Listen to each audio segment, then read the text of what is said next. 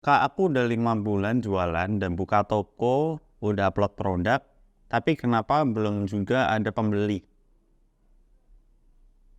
Jadi seperti yang kita tahu, bahwa di marketplace, para seller itu menggunakan banyak banget cara agar toko mereka itu mendapatkan traffic.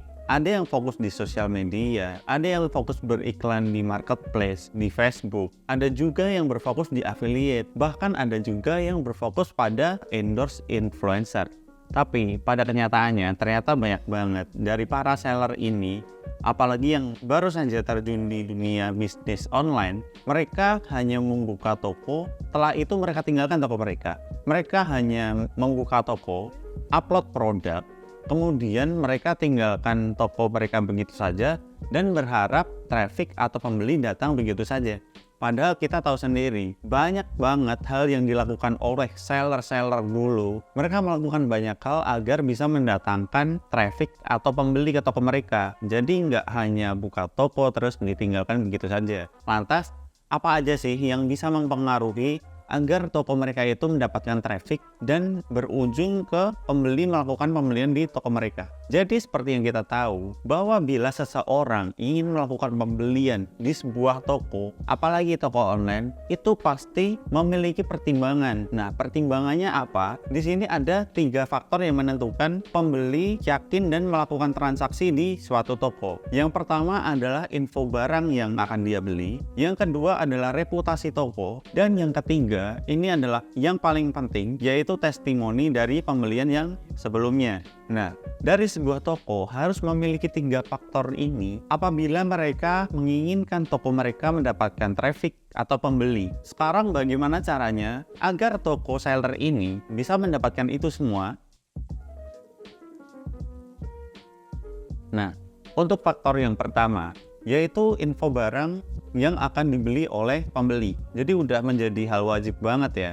Apabila kita menjalankan toko online, maka kita harus aware, kita harus peduli dengan yang namanya info produk. Seperti judul, deskripsi, foto produk, itu memang harus kita perhatikan. Karena apa? Apabila pembeli melihat produk yang mereka cari, tapi dari segi judul, foto produk, deskripsi itu tidak bisa meyakinkan, pada akhirnya mereka akan beralih ke toko lain. Jadi untuk kalian mungkin yang baru terjun di dunia bisnis online ini, jualan online di marketplace, mungkin kalian bisa memperbaiki dulu, mengoptimalisasikan apa yang ada di toko kalian dengan memperbaiki info yang ada di produk yang kalian jual.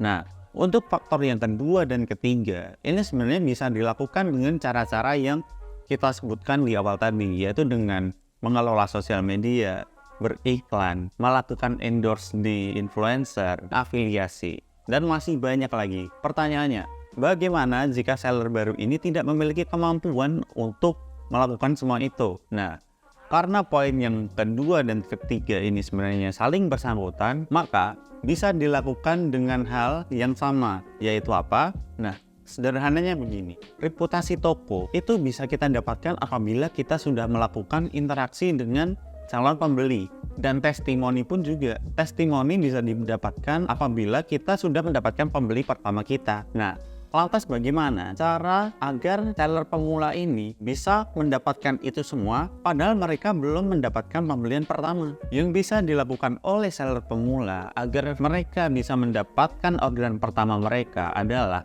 dengan menawarkan produk-produk yang mereka jual ke teman mereka, ke saudara mereka, ke kerabat, ataupun siapapun yang mereka kenal. Yang nantinya apabila mereka tertarik dengan produk kita, kita bisa mengarahkan mereka agar melakukan pembelian ke toko kita yang ada di marketplace. Nah, yang perlu diingat adalah banyak seller yang menganggap hal ini adalah fake order. Sedangkan fake order sendiri tidak dianjurkan karena apa?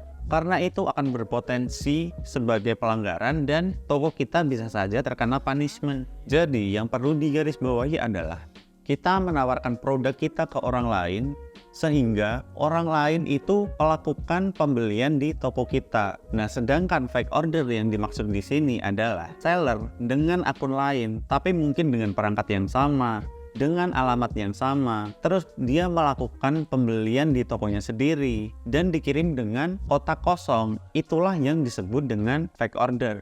Karena apa? Ditakutkan sistem di marketplace akan membaca hal tersebut dan nantinya akan terkena pelanggaran. Jadi balik lagi ke yang tadi, ketika mereka sudah berminat dan mereka melakukan pembelian di toko kita, maka balik lagi ke kita, maka hal yang harus kalian lakukan adalah bagaimana kalian memproses pesanan tersebut dengan cepat, melakukan pengiriman secepat mungkin, dan berikan pelayanan yang maksimal ke pembeli kalian. Walaupun itu hanya teman kalian, saudara kalian, bahkan tetap berikan pelayanan yang maksimal. Dan satu tips lagi, buatlah percakapan di marketplace. Karena apa? Ini adalah salah satu cara agar kita bisa memancing sistem di marketplace, agar marketplace bisa memberikan penilaian baik ke toko kita. Dan satu hal lagi, perhatikan, inilah yang paling penting, perhatikan kualitas dari produk kalian. Karena apa?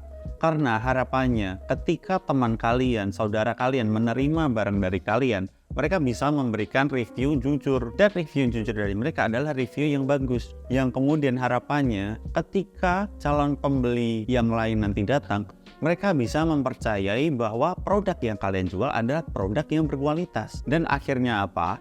Akhirnya, calon pembeli akan memiliki rasa percaya ke toko kamu, rasa trust ke toko kamu, dan mereka tidak akan ragu untuk melakukan pembelian di toko kamu. Dan toko kamu akan mendapatkan penilaian dan reputasi toko yang bagus.